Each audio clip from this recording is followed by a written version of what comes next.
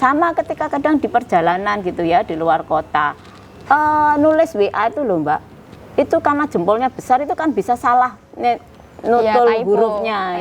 Typo. Nah itu saya pernah kayak gitu, zaman dulu itu abai masih di LP2M ya, urusan KKN gitu ya. Kemudian bisa 2-3 hari kalau sudah di lapangan. Saya tanya, "Bah, pulang apa enggak malam ini?" gitu kan. Dia bilang, "Maaf Bu, di sini banyak kasur." Nah, bilangnya gitu. Saya tidak pulang. Lah itu bagi istri bisa keluar sungguhnya. Negatif thinking gitu, Negatif thinking ya. Kemudian saya tanya, "Maksudnya bagaimana? Kok di luar banyak kasur?"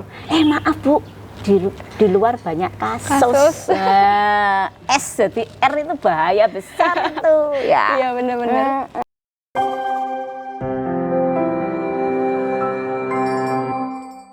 Dengan tadi yang Umi sampaikan, cara mengatasinya bagaimana? Nah itu dia. Setelah kita ketahui persoalan konflik itu masih ada sebenarnya satu tadi tentang emosi Mbak. Jadi ada ikatan emosional antara suami dan istri itu harus nyambung gitulah. Harus istilahnya anak muda apa ya? Klik ya, terjadi terjadi klik lah gitu. Jadi ketika di sana sedang ngapain kita itu terasa bagaimana gitu ya. Saya seringkali begitu Mbak, baru mau WA baru terkirim, ternyata abai sudah di depan pintu gitu ya. Baru saya mau ingatin, "Bah, ini nanti acaranya begini-begini, istirahat dulu." Oh, dia ternyata sudah pulang, jadi kan nyambung itu ya. Ada ikatan batin ya. Itu yang harus dibangun juga ikatan batin. Kemudian miskomunikasi itu sering juga menimbulkan ini ya, menimbulkan persoalan konflik. Jadi jangan kita anggap, jangan sekali-kali menganggap bahwa pasangan kita itu sudah tahu gitu ya apa yang kita mau. Maka harus didohirkan, harus dilafalkan gitu ya. Seringkali saya mendapat keluhan dari ibu-ibu itu begitu. "Gimana toh Bu, kalau saya tanya suami mau masak apa, mau dimasakin apa, gitu kok tanya." Padahal kan kita nggak tahu suami sedang kepingin makan apa, misalnya begitu ya. Jadi harus diomongin. Kalau enggak nanti ditafsirin sendiri jadi nangis sendiri. Saya pernah begitu Mbak, ya sakit gitu. Waktu tahun-tahun pertama menikah itu kebetulan saya termasuk susah menyusui ya, keluarnya enggak banyak begitu. Sementara anak saya laki-laki, kita minumnya banyak, makannya banyak begitu ya. Saya tuh sakit sekali karena kalau baru bulan-bulan pertama menyusui itu lidahnya bayi itu kan kasar gitu ya. Jadi ketika ngenyot itu di sini sakit sekali. Saya tuh menangis gitu ya. Kemudian karena sakit, saya sudah tiduran aja begitu. Sampai saatnya makan kok nggak dikasih makan sama suami gitu ya. Saya nangis sendiri gitu. Kemudian dia tanya, "Ada apa toh Bu?" gitu. Terus saya, "Lah yo kebangetan men yo wayahe makan kok ya aku nggak dikasih makan." "Lah ngomong dong," gitu. "Aku kan bukan Tuhan ya, selalu tahu yang kau mau," gitu. Karena ini juga sebetulnya bagian dari tepo seliro itu ya, itu susah. Jadi kadang-kadang ada orang memang yang harus kita itu ngomong gitu. Kan memang itu harus begitu, karena sekali lagi pasangan kita bukanlah Tuhan yang selalu tahu yang kau mau. Nah, oleh karenanya Mbak, menurut saya itu ada beberapa hal ya cara mengatasinya ya, agar ini tadi ya yang sudah tidak bagus kita potong gitu ya, kita buang gitu ya, ini biar berkembang. Kemudian juga dipupuk agar tanaman itu bisa. Nah, kalau ini memang jenis bunga yang tidak berbunga. Tapi sifatnya bunga, hanya keindahannya hanya pada daun-daunnya. Kalau ini bisa ada bunganya seperti ini. Nah, kalau persoalan konflik keluarga itu disebabkan tadi apa? Yang pertama, ayo lupa karena adaptasi ya yang tidak lancar, maka mesti dikuatkan. Solusinya adalah penguatan penguatan visi. Nah, ya. Jadi visi berkeluarga, tujuan berkeluarganya itu apa? Itu harus dikuatkan. Kalau tadi ada prinsip tauhid ya, menyatu agar berkah, kamu jadi baik, aku juga jadi lebih baik. Nah, ini dikembalikan ke situ. Nah, gitu ya. Karena kuatnya visi itu berbanding lurus dengan rendahnya konflik dalam keluarga. Wah, ini teori baru ini, Mbak. Ya. Jadi kuatnya visi berkeluarga ya, itu akan berbanding lurus dengan minimnya konflik. Nah, ya. Misalnya seperti tadi saya bilang, tidak ada keluarga tanpa konflik ya, tapi bagaimana dia mengelola konflik itu menjadi sesuatu yang mendatangkan pembelajaran gitu ya. Misalnya saya sendiri begitu, berbeda ya, model Jawa Timuran itu kan yang kelamar itu perempuan gitu ya. Sementara di saya kan yang kelamar itu laki-laki gitu ya. Nah itu kemudian kesannya itu yang membutuhkan kan perempuan gitu ya. Iya. Tapi kemudian kita kembalikan kepada visi kita berkeluarga adalah untuk membangun rumah tangga yang harmonis, yang baiti jannati tadi, maka kita diskusi gitu ya. Bagaimana sih, apa sih yang membuat kamu tidak nyaman? Apa sih yang membuat saya tidak nyaman? Itu kemudian diminimalisir. Oh, saya tuh nggak suka kalau kamu tuh pakai hitam misalnya gitu ya. Nah, oke lah, wong cuma hitam aja gitu kan. Iya, kita masih punya banyak warna baju gitu. Tapi aku kalau seneng banget gimana? Ya sudah, seminggu pakai hitam sekali misalnya begitu. Yang lainnya, nah kita kemudian, oh nggak apa-apa, wong ini ya cuma persoalan warna gitu ya. Nanti persoalan makanan, Mbak, wih luar biasa. Misalnya suami saya tuh nggak suka pete gitu ya. Dulu sering dikasih pete sama ibu ya, kalau saya ke Kudus itu mesti dibawain macam-macam. Saya bawa saja dalam rangka menyenangkan ibu. Sampai di sini kata suami saya, haram pete masuk rumah. Maka ya sudah, wong perkara pete saja ya, pasti banyak makanan yang bisa kita makan. Akhirnya pete itu ya ke tetangga begitu. Kemudian ini saya tetap bisa makan pete kapan? Saat suami pergi, yang saya makan pete, kan dia tidak terganggu gitu ya. Benar. Atau apa sih yang membuat kamu kok tidak suka pete misalnya gitu ya?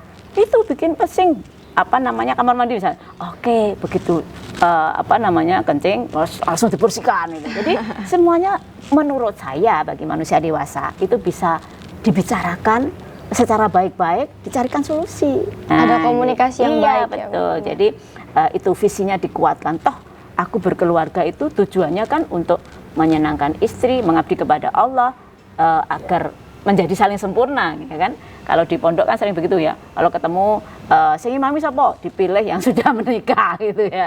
Karena yang sudah punya banyak problem, sudah pernah mengalaminya. Dan jangan lupa tadi ada yang menyebabkan konflik itu, salah satunya adalah berbaginya peran yang kurang adil, yang tidak seimbang. Maka ini menjadi satu solusi. Apa? Yaitu tata peran berkeadilan dalam rumah tangga. Gimana itu, Mi? Ya, kalau ini suami adalah penyangga ekonomi, nah gitu ya. Maka kita sebagai istrinya mesti bisa amanah mentasyarufkan rizki yang dihasilkan dari kerja suami itu secara baik. Jangan kemudian buat sekali habis gitu ya. Ada bagian-bagian kita manage, ini untuk maintaining rumah, ini untuk tabungan. Kalau misalnya ada sakit-sakit, ini kita belanjakan ini begitu. Jadi kita atur sedemikian rupa. Bagian yang tersier itu tidak kita selalu penuhi begitu ya. Tapi sesaat-sesaat saja.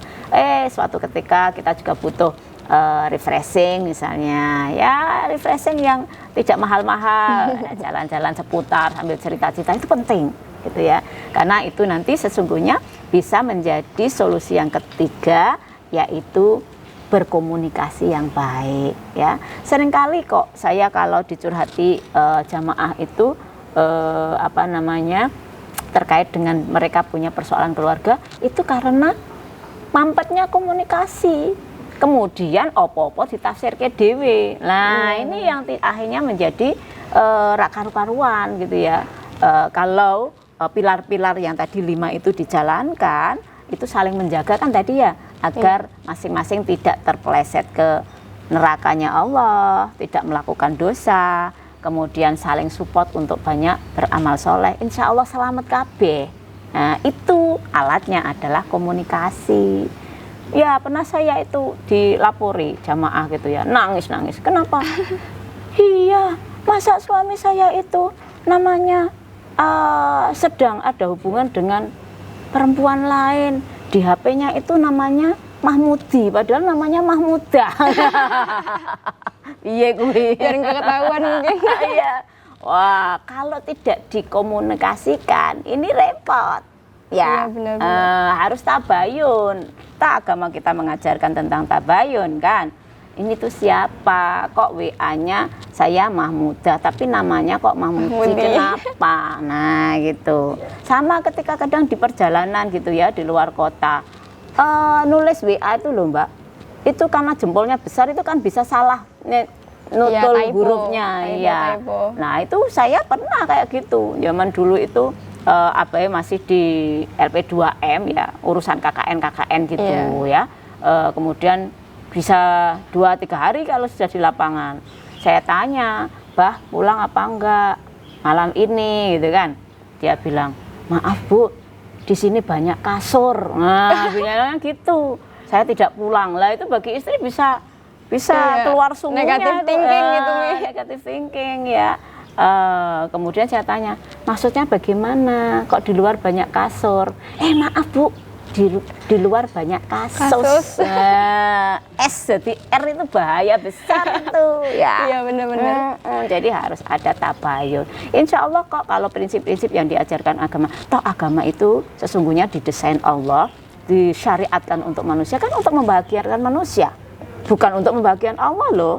Untuk membagian manusia. Maka kalau kita itu ingkar kepada syariat, sesungguhnya kalau saya ngajar itu Mbak di kitab Kimia Usa'adah ya, punyanya Al-Ghazali itu, sesungguhnya orang itu sedang menganiaya dirinya sendiri kalau tidak anut syariat itu.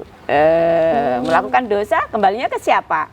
Efeknya ke kita sendiri. Ya. Nah, itulah yang disebut oleh Al-Ghazali. Sesungguhnya orang yang mengingkari syariat, menolak syariat dan cenderung melakukan apa yang dilarang oleh Allah, itu menganiaya dirinya sendiri, bukan menganiaya Allah.